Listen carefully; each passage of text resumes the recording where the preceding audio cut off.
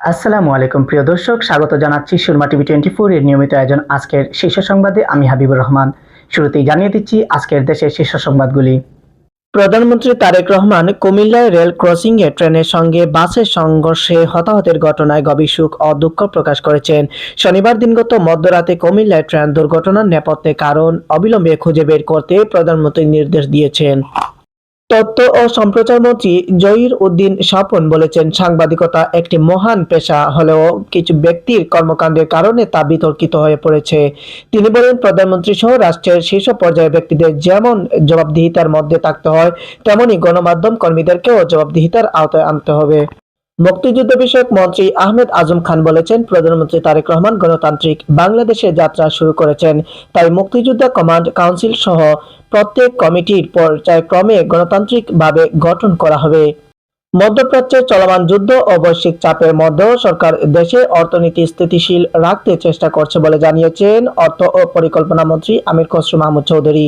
তিনি বলেন, কঠিন পরিস্থিতির মধ্যেও জ্বালানি সরবরাহ নিশ্চিত রাখা, ভাড়া বৃদ্ধি না করা এবং দ্রব্যমূল্য নিয়ন্ত্রণে রাখা সম্ভব হয়েছে, যা সাধারণ মানুষের জন্য স্বস্তি বয়ে এনেছে। আমরা সরকারের ভালো কাজকে নৈতিক সমর্থন দেব, কিন্তু জনস্বার্থের বিরোধী কিছু হলে তা মেনে নেব না বলে মন্তব্য করেছেন জাতীয় সংসদের বিরোধী দলীয় নেতা ও জামায়াতে ইসলামীর আমির ডক্টর শফিকুর রহমান। তিনি বলেছেন, গত নির্বাচনে 65% মানুষ সংস্কারের পক্ষে হ্যাঁ ভোট দিয়েছেন।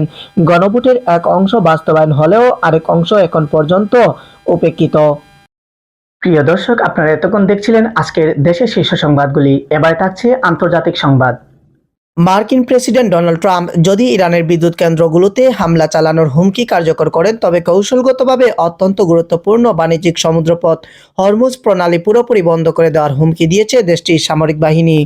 হরমুজ প্রণালী দ্রুত উন্মুক্ত না করলে ইসলামী প্রজাতন্ত্র ইরানের বিদ্যুৎ কেন্দ্রগুলো নিশ্চিহ্ন করে দেওয়ার যে ঘোষণা মার্কিন প্রেসিডেন্ট ডোনাল্ড ট্রাম্প দিয়েছেন, তার পরিপ্রেক্ষিতে ইরান পাল্টা হুমকি দিয়ে বলেছে তারা মধ্যপ্রাচ্য জুড়ে ছড়িয়ে থাকা গুরুত্বপূর্ণ সব মার্কিন অবকাঠামোতে হামলা চালাবে। মার্কিন কংগ্রেসম্যান গ্রেগ ল্যান্ডসম্যান শুক্রবার দেশটির প্রতিনিধি পরিষদে 1971 সালে বাংলাদেশে সংগঠিত গণহত্যাকে আনুষ্ঠানিক স্বীকৃতির জন্য একটি প্রস্তাব উত্থাপন করেছেন। এই প্রস্তাবে দায়ীদের জবাবদিহিতার আওতায় আনারও আহ্বান জানানো হয়েছে। প্রিয় দর্শক, আপনারা এতক্ষণ দেখছিলেন আন্তর্জাতিক শীর্ষ সংবাদগুলি। এবারে থাকছে খেলাধুলার সংবাদ।